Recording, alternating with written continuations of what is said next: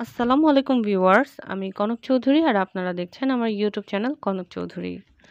দর্শক, আজকে আমি আমার ওমান প্রবাসী ভাই এবং বোনদের জন্য একটা দুঃখজনক সংবাদ নিয়ে এসেছি। যেহেতু আমি আপনাদেরকে জানানোর চেষ্টা করছি মাঝে, মাঝে যে ওমানের ভিসা সংক্রান্ত বিভিন্ন খবরাখবর বা ওমানের যে একটা অভিযান চলছে আমরা সবাই জানি। তাদের হচ্ছে মিনিস্ট্রি অফ লেবার বা বলদিয়া দ্য লেবার কোর্টের আন্ডারে সিকিউরিটি অভিযান। তো এই সংক্রান্ত একটা দুঃসংবাদ আজকে আপনাদেরকে জানাতে আসলাম। যেহেতু ভালো সংবাদও জানাচ্ছি, খারাপটাও কিন্তু আপনাদের জানা উচিত। তো আসলে বিষয়টা হচ্ছে ওমানের শ্রম মন্ত্রণালয়ের অভিযান কিন্তু এখন খুবই তৎপরতার সাথে চলছে এবং এখন ধারণা করা যাচ্ছে যে আগামী কয়েক মাসেও কিন্তু এটা থামবে না। তার মানে এটা এখন খুবই হার্ডলি এটা চলবে। আর স্পেশালি তাদের মূল লক্ষ্যটা কিন্তু হচ্ছে যে অবৈধ বা ফ্রি ভিসায় যেই লোকগুলো এসেছে ওমানে তাদের সংখ্যাটা কমিয়ে আনা। এখন কমিয়ে আনা বলতে গেলে যে কেন কমাবে?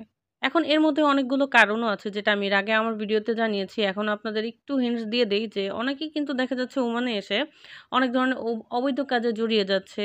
অনেক ধরনের কাজ যেগুলো হয়তো ওমানে আ পছন্দ করছে না ওমান সরকার, সেই কাজগুলো করছে। কিছু সিগারেট যেগুলো নিষিদ্ধ আমি আরকি জানলাম।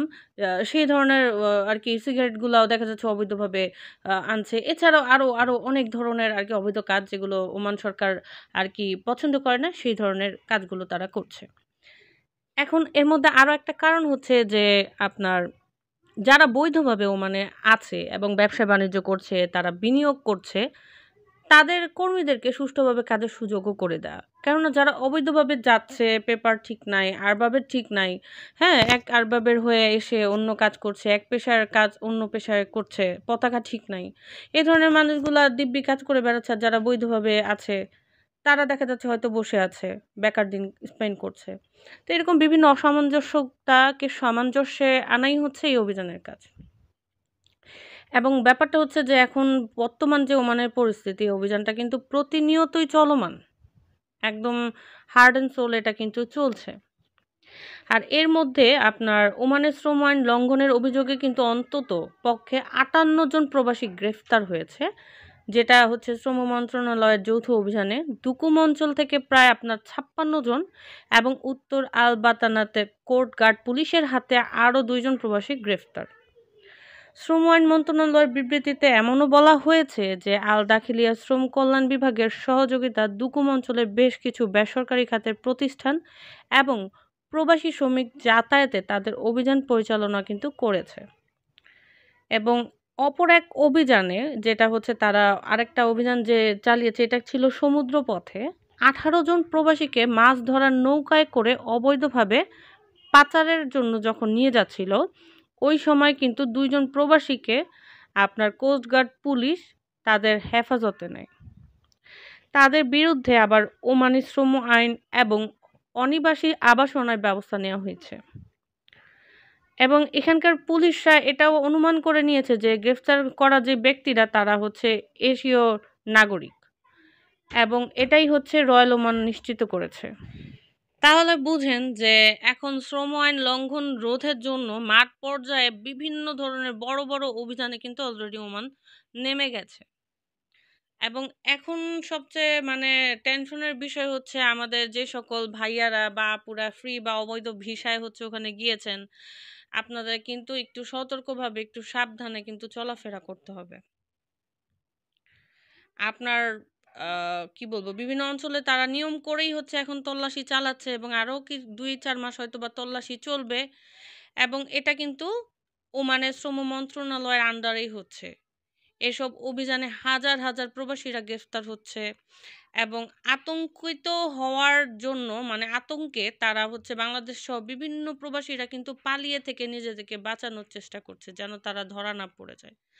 তাহলে এখন যারা ফ্রি বা অবৈধ ভিসায় হচ্ছে আছেন তারা একটু সাবধানে চলাফেরা করবেন, কেননা এই অভিযান কিন্তু ওমানের অবৈধ মানে অবৈধ প্রবাসীদেরকেই কমিয়ে আনার জন্য করা হচ্ছে।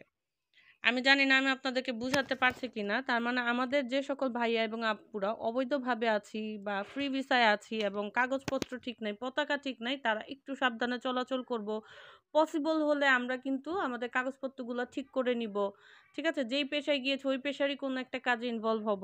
আর কারো যদি থাকে না সঞ্চয়ের কিছু টাকা-পয়সা বা আমি বাড়ি থেকে কিছু টাকা আনতে পারবো, তাহলে আমরা যদি ওইখানে কোনো একটা ব্যবসা শুরু করতে পারি, তাহলেও কিন্তু আমরা সেফ থাকতে পারবো। এবং এখন যারা স্পেশালি বাহিরে কাজ করেন, তারা কিন্তু অনেক সতর্ক থাকবেন। কেননা প্রচুর হার্ডলি চেকিং হচ্ছে। ঠিক আছে? একটু সাবধানে থাকতে হবে। আর যারা বৈধ কোম্পানির ভিসায় আছেন এবং কাজ করছেন, তাদের আপনার দুশ্চিন্তা করার কোনোই কারণ নাই। আর আমি এমনও শুনলাম বা এমনও তথ্য পেলাম যে যারা হচ্ছে যে হকারির কাজ করে না, ফেরিওয়ালা হকারি, তাদেরকেও কিন্তু ধরে, ধরে খুব হার্ডলি চেকিং হচ্ছে এবং গ্রেফতার করা হচ্ছে যদি কাগজপত্র মিল না পায়। এখন এখানে একটা বড় মেসেজ হচ্ছে যে আপনার কি মনে হয় যে সব আপনার যারা অবৈধ বা ফ্রি ভিসায় যারা লোক আছেন, তাদের সবাইকে কি ওমান ধরে একদম হচ্ছে প্যাকিং করে যাকে যার, যার দেশে পাঠিয়ে দিতে পারবে? এটা কিন্তু সম্ভব না। তবে হ্যাঁ, তারা বিভিন্ন তথ্য, বিভিন্ন সোর্স ওই যে বললাম যারা ইলিগাল কাজ করছে, হ্যাঁ? যারা এমন সব কাজ ইনভলভ আছে যেটা ওমান সরকার পছন্দ করছে না এবং কাগজপত্রে একটু ঝামেলা আছে, পতাকা নাই। তারা কিন্তু দেখা যাবে যে তাদেরকে ফাইন্ড আউট করা বিভিন্ন সোর্স থেকে তথ্য নিয়ে যারা বিভিন্ন অবৈধ কাজে আছে তাদেরকে হচ্ছে নির্দিষ্ট ইনফরমেশনের ভিত্তিতে ধরে বের করা এরকম আরকি। বিভিন্ন কার্যক্রম পরিচালনা হবে আরো অন্তত ২-৩ মাস। এবং আমরা আশাবাদী এই ধরনের কার্যক্রমের শেষেই কিন্তু ভিসা সংক্রান্ত একটা সুখবর আমরা আপনাদেরকে দিতে পারবো। তো আজকের ভিডিওটা আমি আপনাদের জন্য স্পেশালি বানিয়েছিলাম সতর্কবাণী হিসেবে এবং এই যে এতগুলো মানুষ হচ্ছে গ্রেফতার হচ্ছে বা বিভিন্ন মানুষকে আবার হচ্ছে শাস্তিমূলক আইনের আওতায় আনা হচ্ছে যদি তারা শাস্তিমূলক কোনো কাজ করে থাকে, অপরাধ করে থাকে তাদেরকে। তো আশা করি আপনারা আমার তথ্যগুলো যদি আপনাদের কাছে মনে হয় যে না ইফেক্টিভ ছিল, আপনারা জেনে উপকৃত হয়েছেন তাহলে প্লিজ একটা লাইক, কমেন্ট এবং শেয়ার করে দিবেন। আর আমার খুব বেশি সাপোর্ট দরকার আপনাদের। অবশ্যই চ্যানেলটি সাবস্ক্রাইব করে সঙ্গে থাকবেন। ধন্যবাদ সবাইকে।